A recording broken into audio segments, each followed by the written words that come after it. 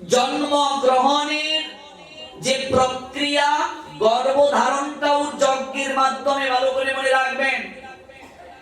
সহবাস করার সময় স্বামী স্ত্রীকে মন্ত্র বলতে হয়, এগুলো লজ্জা নয়, এগুলো জানতে হবে। তিথি নক্ষত্র দিন ক্ষণ দেখে সন্তান ধারণে প্রবৃত্ত হতে হয়। আমি একটা ইয়াং ছেলে, কালকে বিয়ে করব, আমাকে জানতে হবে না কি করে আমাকে আদর্শ সন্তান লাভ করতে হয়, কি করে সৎ চরিত্রবান সন্তান লাভ করতে হয়, কি করে মেধাবী প্রজ্ঞাশীল সন্তান লাভ করতে হয়।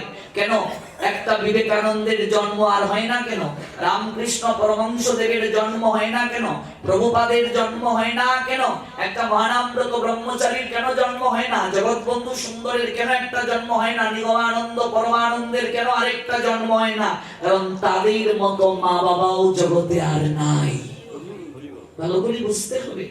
আমার প্রভুপাদ ভক্তি সিদ্ধান্ত সরস্বতী গোস্বামী ঠাকুর, তার মা যখন প্রসব বেদনায় ছটফট করছেন, তিনি তার আঙ্গিনায় কীর্তন শুরু করে দিলেন ভক্তিবিনোদ ঠাকুর। ওই নারায়ণ ছাতা, উড়িষ্যা রাজ্য, যেখানে প্রভুপাদের আবির্ভাব স্থান, তিনি যজ্ঞ উপবীত নিয়ে জন্ম নিলেন। নাম বিমলা প্রসাদ। পিতা ভক্তিবিনোদ ঠাকুর জগন্নাথ মন্দিরে বিমলা দেবীর কাছে গিয়ে প্রত্যহ প্রার্থনা করতেন একটা সন্তানের জন্য। সন্তানের নাম রাখলেন বিমলা প্রসাদ। প্রসাদ মানে কৃপা। বিমলা দেবীর কৃপায় পুত্র হয়েছে।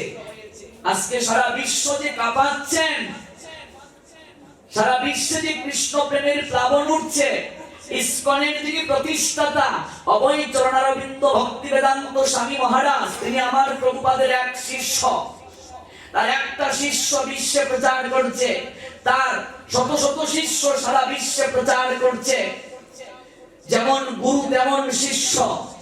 গুরুদেব কতটা ভজনশীল, কোন মার্গের বলে এমন শিষ্যগণকে ঘর থেকে বের করে আনতে পেরেছেন। যজ্ঞ উপবীত নিয়ে তার জন্ম হলো। 6 মাস যখন বয়স, বিমলা প্রসাদে তার বাড়ির সামনে এসে জগন্নাথের রথটা থেমে গেল। হাতি দিয়ে টেনে আর রথ নেওয়া সম্ভব হচ্ছে না, পান্ডারা চেষ্টা করে পারছে না। মায়ের কোলে উঠে, 6 মাসের বাচ্চা কত বড় বুঝতেই তো পারছেন, কোলে নিয়ে জগন্নাথ দর্শনে আসলেন মা, সঙ্গে ভক্তিবিনোদ ঠাকুর।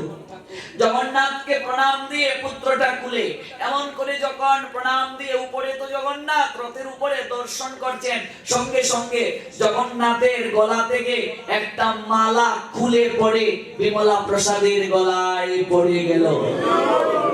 কল্পনা করা যায়?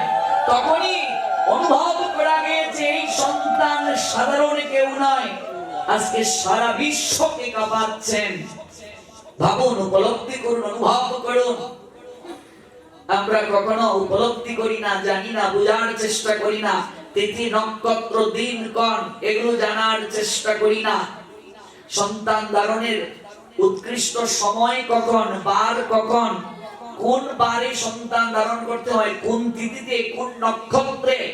সময়ের মাঝে 3টা ভাগ রয়েছে। রাত 9টা থেকে 12টার ভিতরে সন্তান ধারণে প্রবৃত্ত হতে হয়। 1টা 2টা 3টাই 3 ঘন্টাকে আসরিক সময় বলে। রাত 2টা থেকে 3টা অতি আসরিক সময়। এই অতি আসরিক সময়ে যদি কেউ সন্তান ধারণে প্রবৃত্ত হয়, সেই সন্তান অসুর মনোভাব সম্পন্ন হবে। কেউ যদি সন্ধ্যাকালীন সময়ে সন্তান ধারণে প্রবৃত্ত হয়, সেই সন্তান অসুর মনোভাব সম্পন্ন হবে। কংসের মা সেই কার্য করেছিলেন, হিরণ্যকশিপু হিরণ্যাক্ষের মা সেই কার্য করেছিলেন। ভোরবেলা সন্তান ধারণে প্রবৃত্ত হয়েছিলেন রাবণ কুম্ভকর্ণের মা। আজ কেন একই পিতার বীর্য থেকে অসুর আর দেবতার জন্ম হলো? কশ্যপ মুনির বীর্য থেকে অসুরের জন্ম হলো, দেবতার জন্ম হলো। দ্বিতীয় আর অদিতি দুজনের গর্ভে মায়ের কারণে। এগুলো জানতে হবে, ভাগবতে স্পষ্টভাবে উল্লেখ আছে। আমাদের এই বিষয়গুলো জানা দরকার। আমরা কেউ এখন আর তিথি নক্ষত্র পালন করি না। রাক্ষসের মতো, অসুরের মতো, দৈত্য দানবের মতো সন্তান ধারণে যদি কেউ প্রবৃত্ত হয়, সন্তান ধারণ, গর্ভ ধারণটা, সহবাসটা একটা যজ্ঞ, মনে রাখবে, ইন্দ্রিয় তৃপ্তি নয়। কে বুঝাবে বলুন এগুলো? আর আর এগুলো আলোচনা করলে মূর্খ এক শ্রেণীর লোক কালকে চায়ের স্টলে বসে সমালোচনা করবে, বলবে এগুলো ভাগবতে বলে, এগুলো ভাগবতে বলে না তো কোথায় বলে। তুমি আদর্শ সংসারী মানুষ, তুমি গার্হস্থ্য মানুষ, তোমাকেই তো সর্বপ্রথমে এগুলো জানতে হবে যে কেন আমার সন্তান এমন, আমার সন্তান আজ রাস্তায় কাপড় টানে, ইফটিজিং করে, অপ্রিয় হলেও সত্য, এর জন্য আমি মা বাবা দায়ী। আমি কখনো গর্ভধারণটা ঠিক মতো করেছি? গর্ভকালীন সময়ে মায়ের সাধনা যার যত বেশি, সেই সন্তান তত অপ্রাকৃত কৃপা লাভ করে।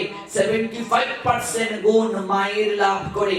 কার্তিক মাসে কখনো সন্তান ধারণে প্রবৃত্ত হতে নাই।